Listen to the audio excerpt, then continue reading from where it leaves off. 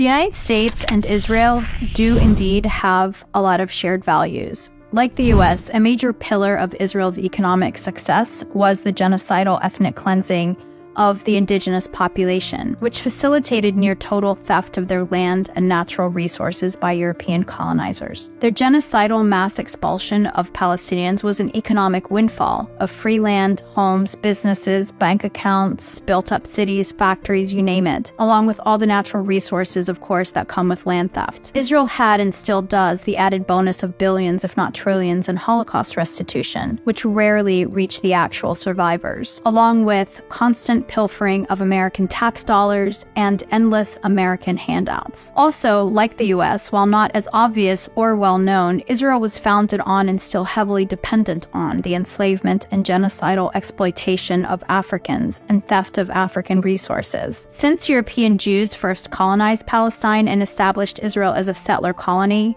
their economy was based almost entirely on the export of polished diamonds, at least initially, even though the land does not have any diamond mines. Historically, this is what the diamond mining industry looks like. Human rights activists brought the term blood diamond into public consciousness due to the unimaginable carnage, including murder, systematic mutilations, child labor, enslavement, and unspeakable barbarism against millions of Africans. The extraction and sale of diamonds was made possible through the arming and instigating of civil wars, human trafficking, internecine fighting, mass rape, and child soldiers that maintained a violent chaos through which white European capitalists could maximize their theft of Africa's raw materials. In their early days, the rough diamonds that Israel used were procured almost entirely from De Beers, the ruthless white South African diamond cartel that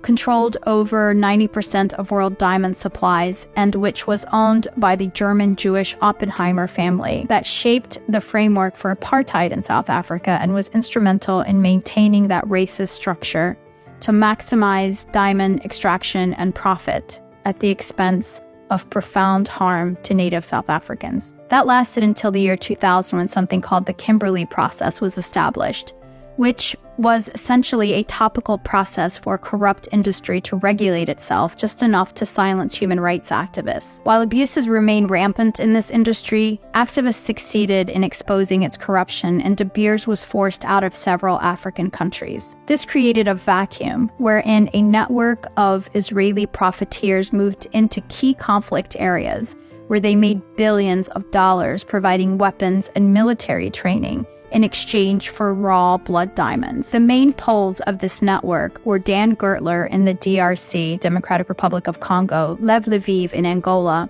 and Shmuel Schnitzer in Sierra Leone. The exchanged blood diamonds would then be flown out of these countries into Israel by former Israeli Air Force pilots. And throughout this network were retired Israeli generals and Mossad agents who were embedded in the Israeli military and political establishments, and who handled the arming, training, financing, and intelligence gathering for militias and dictators who allowed Israelis in turn to run vast swaths of African lands and mineral mines as their own personal fiefdoms. The harm inflicted on Africans is immeasurable, and it continues to this day in various forms in various countries throughout Africa.